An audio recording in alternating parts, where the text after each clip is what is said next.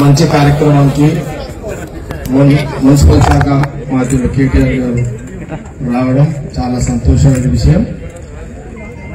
వారి యొక్క రాకను ఈ యొక్క సంగారెడ్డి శాసనసభ్యులుగా వారికి స్వాగతం పలుకుతూ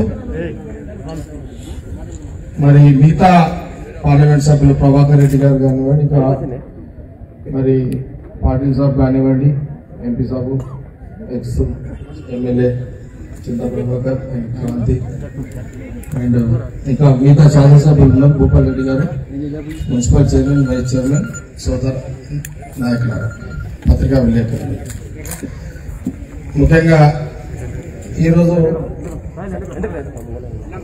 శాసనసభ్యులుగా నేను మంత్రి కేటీఆర్ గారిని అనేక కోరికలు సంగారెడ్డి ప్రజల పక్షాన్ని కోరదలుచుకుని, అట్లనే వారికి ఇబ్బంది పెట్టాలని కాదు, వారికి నిధులను బట్టి పరిస్థితులను బట్టి ఎప్పుడు అవకాశం ఉంటే ఈ ఎన్నికల లోపల అంచెలంచెలుగా ఒక నిధులు శాంక్షన్ చేస్తూ ఈ సంగారెడ్డి నియోజకవర్గంలో ఉన్న 2 మున్సిపాలిటీలు, సంగారెడ్డి మున్సిపాలిటీ అట్లాగే సదాశివపేట మున్సిపాలిటీకి సంబంధించి, అదే కాకుండా వారు అర్బన్ మినిస్టర్ హెచ్ఎండి లిమిట్స్ కాబట్టి దానికి సంబంధించిన అంశాలు వారికి చాలా రిప్రజెంటేషన్ చేసి వారికి ఇవ్వడం జరుగుతుంది.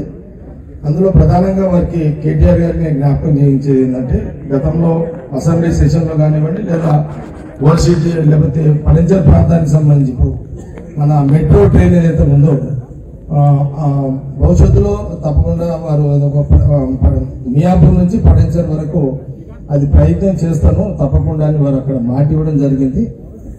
అసెంబ్లీ సందర్భంలో ఆ డిమాండ్ ఉంది, అక్కడ ఇండస్ట్రియల్ బెల్ట్ కాబట్టి డిమాండ్ ఉంది. మనది కూడా డిమాండ్ సంగారెడ్డి ఐఐటితో పాటు ఎంఆర్ఎఫ్ చాలా మంది ఎక్కువ లోడ్ ఉన్నటువంటి హెడ్ క్వార్టర్ నుంచి హైదరాబాద్కి వచ్చిపోయే వాళ్ళు ఉంటారు. కాబట్టి ఎట్లయితే పడంజర్కి మీరు ప్రయత్నం చేస్తామన్నారో మెట్రో ట్రైన్ గురించి, అది అయిపోయిన తర్వాత కంటిన్యూటీలో ఒక మెట్రో ట్రైన్ మరి సంగారెడ్డి ఓల్డ్ బస్ స్టాండ్ వరకు భవిష్యత్తులో మీకు ఎప్పుడు అవకాశం దొరికినా ఇది కేంద్ర ప్రభుత్వం పరిధిలో జరగాల్సిన అంశం కాబట్టి దాన్ని దృష్టిలో పెట్టుకోవాలని నేను ఒక రిప్రజెంటేషన్ కూడా మెట్రో ట్రైన్ విషయంలో వారికి సంగారెడ్డి యొక్క డిమాండ్ని కూడా నేను వారికి తెలియజేస్తున్నాను. అదే కాకుండా గతంలో నేను సపోర్ట్ లెవెల్ పట్టదు, గతంలో నేను సదాశివపేట సిద్ధాపూర్లో ఒక 5,000 మంది ప్లాట్లు ఇవ్వడం జరిగింది. అట్లాగే అలియాబాద్ కొండాపూర్లో ఒక కొన్ని ప్లాట్లు.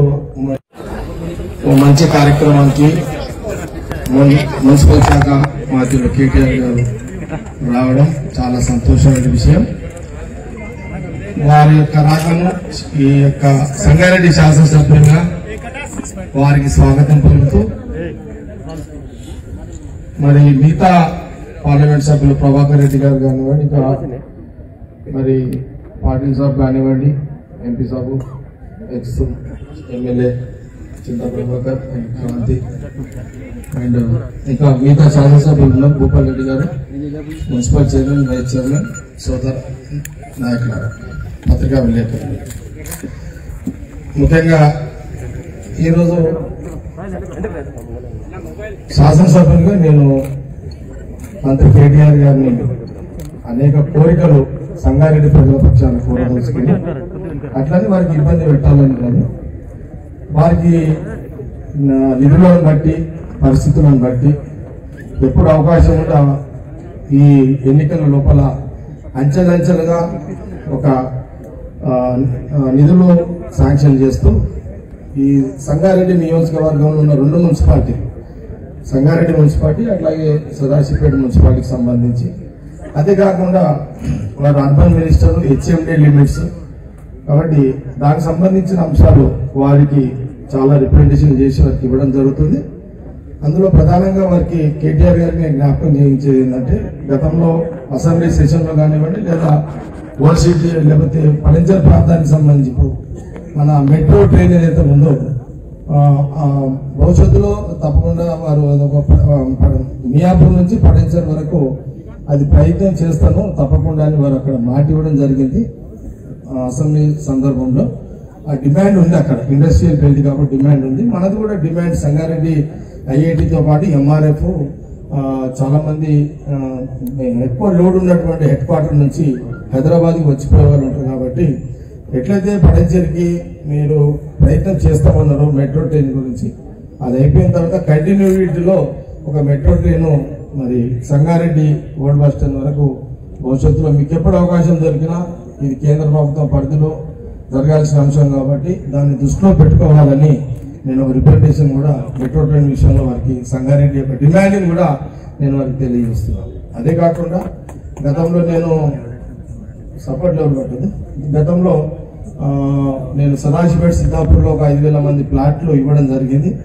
అట్లాగే అలియాబాద్ కొండాపూర్లో ఒక కొన్ని ప్లాట్లు కొన్ని స్పష్టమైన విజ్ఞప్తులు రాష్ట్ర ప్రభుత్వ దృష్టికి తీసుకొని పోవాలనే ప్రయత్నం వారు చేసినారు. చాలా సంతోషం.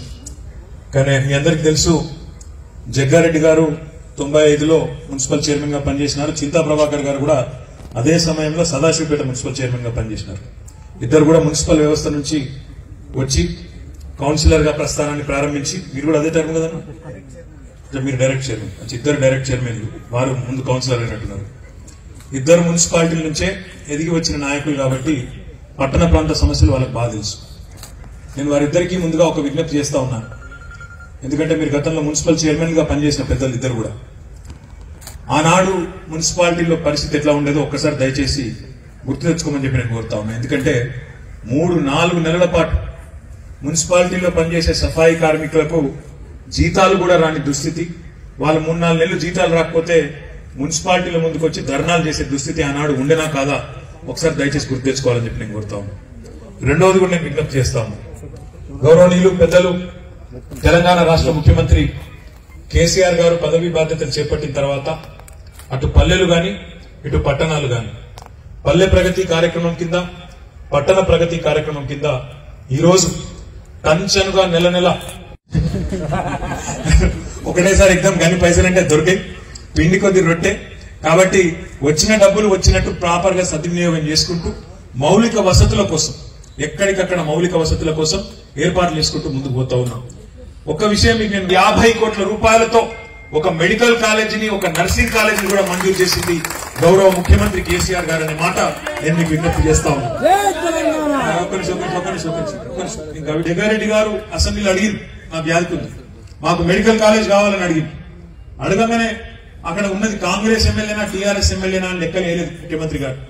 రాజకీయంగా లాభాలు నష్టాలు చూడలే, ప్రజలకు అవసరమా కాదా, ఎమ్మెల్యే అడిగిన దానిలో మంచి ఉన్నదా లేదా అని ఆలోచించి వెంటనే నేను చేస్తా అని చెప్పినట్టే మొదటి దశలోనే మెడికల్ కాలేజీ కూడా శ్రీకారం చుట్టడం జరిగింది. తప్పకుండా తొందరలోనే గౌరవ ముఖ్యమంత్రి గారి చేతుల మీదుగా శంకుస్థాపన కూడా జరిగి రాబోయే సంవత్సరం 2 సంవత్సరాల లోపలనే మీకు ఆ కాలేజ్ కూడా అందుబాటులోకి వస్తుందని చెప్పి కూడా ఈ సందర్భంగా నేను విజ్ఞప్తి చేస్తా ఉన్నాను. దీంతో పాటు అభివృద్ధి విషయంలో వారు పేదలకు ఇళ్ల స్థలాల గురించి చెప్పినారు, ఇండ్ల గురించి కూడా చెప్పినారు. మీ అందరికీ తెలుసు, గతంలో జీవో నంబర్ 58, జీవో నంబర్ 59 తెచ్చి పేదవారు ఎక్కడైనా గవర్నమెంట్ స్థలాల్లో ఆక్రమణలో కనుక ఉన్నట్టయితే వాటిని క్రమబద్ధీకరించుకునే అవకాశం, ఉచితంగానే క్రమబద్ధీకరించుకునే అవకాశం ఆనాడు ఇవ్వడం జరిగింది. మళ్ళీ ఒకసారి అట్లాంటి జీవో మళ్ళీ తీసుకొని రావాలనే ఆలోచన కూడా ప్రభుత్వం చేస్తున్నది. దానికి సంబంధించి కూడా ఒక కేబినెట్ సబ్ కమిటీని ఏర్పాటు చేయడం జరిగింది. దానికి నేను చైర్మన్ గా కూడా ఉన్నాను. కాబట్టి ఎమ్మెల్యే గారు చెప్పిన విషయం, అదే రకంగా ఎంపీ గారు చెప్పిన విషయం ఏదైతే ఉన్నదో ఇళ్ల స్థలాల విషయంలో తప్పకుండా ఎక్కడెక్కడైతే గవర్నమెంట్ స్థలాల్లో ఎవరైనా పేదవారు అక్కడ ఆక్రమించుకొని ఉంటే వారికి రెగ్యులరైజ్ చేసే విషయాన్ని తప్పకుండా పరిశీలిస్తామని చెప్పి కూడా తెలియజేస్తూ, మరి ఈ రకంగా ఒక క్రమబద్ధమైన ఆలోచనతో, ఒక ప్రణాళికబద్ధమైన ఒక వ్యూహంతో గౌరవ ముఖ్యమంత్రి గారి నాయకత్వంలో మరి పటిష్టంగా అన్ని పట్టణాలను కూడా అభివృద్ధి చేసుకునే దిశగా ముందుకు పోతా ఉన్నాం. గౌరవ ఎమ్మెల్యే గారు ప్రజా రవాణా గురించి, అందులో మెట్రో రైలు గురించి మాట్లాడినారు. ఉన్న మెట్రో రైలే జగ్గారెడ్డి గారు ఇప్పటికే నష్టాల్లో ఉన్నది. కాబట్టి ప్రస్తుతం అయితే మెట్రో రైలు సంగారెడ్డి దాకా వచ్చే పరిస్థితి అయితే లేదు. ఎందుకంటే కోవిడ్ వల్ల ఈ రోజు మొత్తం ప్రజా రవాణా వ్యవస్థ అటు ఆర్టీసీ కావచ్చు, ఇటు మెట్రో కావచ్చు, కుదేలైపోయి నష్టాల్లో, తీవ్రమైన నష్టాల్లో ఉన్నారు. వాళ్ళే ఈ రోజు ప్రభుత్వానికి సహకారం అడుగుతా ఉన్నారు, ఉన్న మెట్రోని నడపడానికి సహకారం అడుగుతా ఉన్నారు. కాబట్టి ప్రస్తుతం అయితే సాధ్యం కాదు. కాకపోతే భవిష్యత్తులో తప్పకుండా నగరం విస్తరిస్తా ఉన్నది, హైదరాబాద్ పెట్టుబడులు వస్తా ఉన్నాయి. ఆ పెట్టుబడుల్లో సింహభాగం మీ సంగారెడ్డి జిల్లాకే వస్తా ఉన్నాయి. స్థానికులకు ఉపాధి అవకాశాలు కూడా. హాయ్ ఫ్రెండ్స్, మా టుడే టుమారో యూట్యూబ్ ఛానల్ చూస్తున్నందుకు చాలా థ్యాంక్స్. మరిన్ని లేటెస్ట్ వీడియోస్ కోసం వెంటనే సబ్స్క్రైబ్ చేయండి. అలాగే ఈ బెల్ ని కూడా రింగ్ చేసేయండి. మా నోటిఫికేషన్స్ అన్ని మీ మొబైల్లో వస్తాయి. అలాగే మా వీడియోస్ మీకు నచ్చితే లైక్ చేయండి, షేర్ చేయండి, నచ్చకపోతే కామెంట్ చేయండి.